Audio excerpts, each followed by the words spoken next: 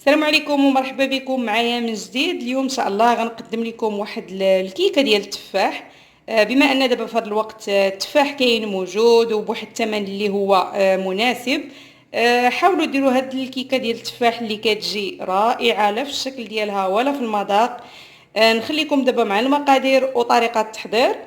بالنسبه للمقادير غنحتاج هنا 4 البيضات. انا عندي هنا 4 ديال البيضات من الحجم الصغير. الا كان عندكم بيض اللي يكون الحجم ديالو كبير يمكن لكم ديروا غير 3 ديال البيضات. انا هنا عندي بيض شويه صغير درت 4 ديال البيضات. عندي العصير ديال الحامضه، وعندي كاس ديال الزيت وكاس ديال السكر سنيده.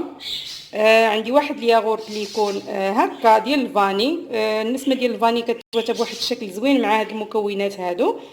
عندي واحد القبيصه هنايا ديال الملح كيف ما كتشوفوا. عندي 4 ديال التفاحات غنديرهم للتزيين.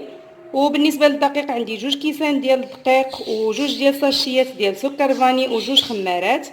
ندوزو دابا لطريقه التحضير ديال هاد الكيكه اللي كتجي الصراحه كيف ما قلت لكم رائعه. من بعد ما درت هنايا خديت الخلاط الكهربائي. درت هذوك 4 ديال البيضات، قبيصه ديال الملح. غنضيف عليهم دابا العصير ديال حامضه كيف ما قلت لكم. هاد لاطاخط ديال التفاح كتجي الصراحه كيجي في هذاك المذاق ديال الحامض زوين. غنضيف دابا كاس ديال السكر سنيده،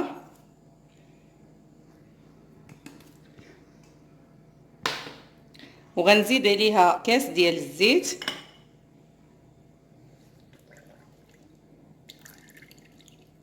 غنمزج دابا هاد المكونات كاملين. غنزيد عليهم الياغورت في الخلاط الكهربائي، وغنمزج المكونات ديالي مزيان. غنخليهم يتخلطوا مزيان في الخلاط الكهربائي، وغنعاود نرجع باش نزيد ليهم الدقيق والخمارات وهذاك الساشي ديال الفاني حتى هو. غندير دابا نضغط هنايا نخلط هاد الشيء بالمكونات مزيان في الخلاط الكهربائي.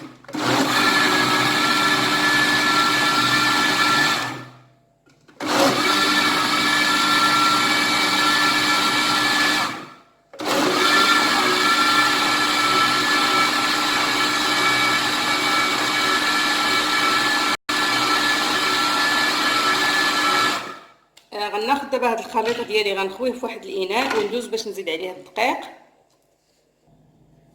غنخوي دابا الخليط ديالي في هاد الاناء.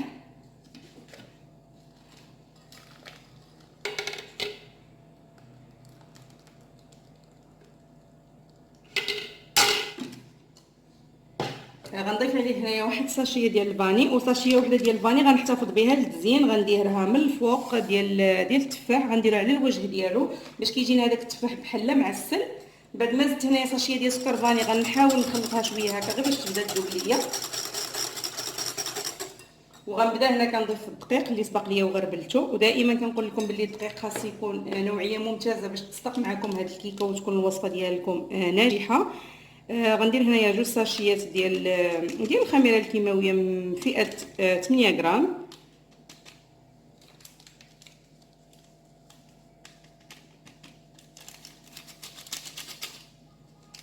غنبدا كنمزج هنا الخليط ديالي مزيان.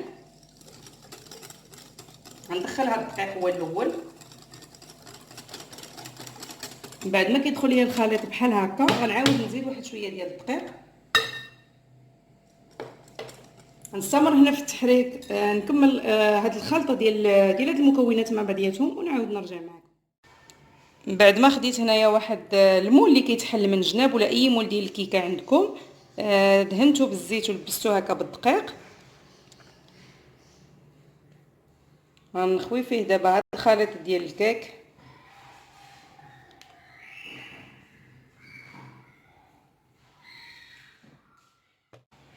من بعد ما خويت هكا الكيكه في الخليط ديالي وقطعت التفاح على هذا الشكل هذا كيف ما كتشوفوا.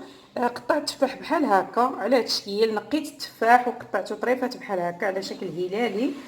غنبدا دابا كنديرو في المول. غنبدا كنستفو.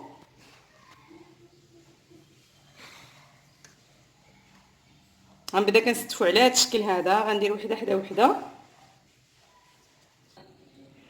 من بعد ما قاديت التفاح على الوجه ديال الكيكه كيف ما كتشوفوا قاديته على هذا الشكل هذا. غندير دابا ديك الساشي ديال سكر فاني غندردرها هكا على الوجه ديال الكيكه. باش ملي كطيب الكيكه كيجي الصراحه الوجه ديالها معسل، كيذوب عليه هذاك السكر وكيجي عاطينا واحد المذاق زوين بزاف. دابا غندخلها طيب في الفران. الطريقه ديال الطياب ديال الكيكه فهي كطيب على عافيه مهيله، غنديرها نشعل العافيه من التحت، غطيب على عافيه مهيله، ونعاود فاش طيب وتبدا تحمر ليا من الجناب غنشعل ليها العافيه من الفوق غير يتحمر هكا الوجه ديالها، ونعاود نرجع معكم باش نوريكم الشكل ديال الكيكه ديالنا كيفاش كتجي.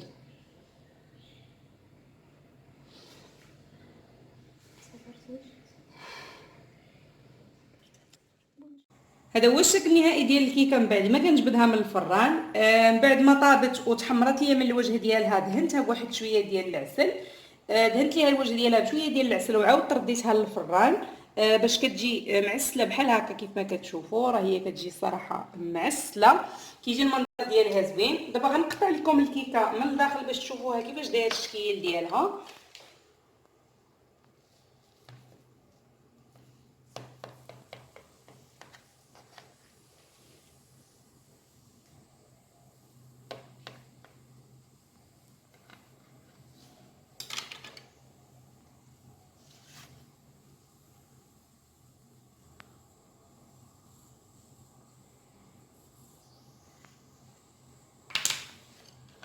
هذا هو الشكل النهائي ديال الكيكه ديالنا، كيجي الصراحه الشكل ديالها زوين والمنظر ديالها كيجي رائع، كتجي بيضاء بزاف من الداخل بهذاك السيترون اللي درنا ليها، وكيجي الشكل ديالها زوين.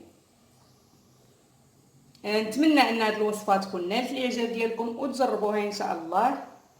تهلاو في راسكم، الى فيديو قادم ان شاء الله.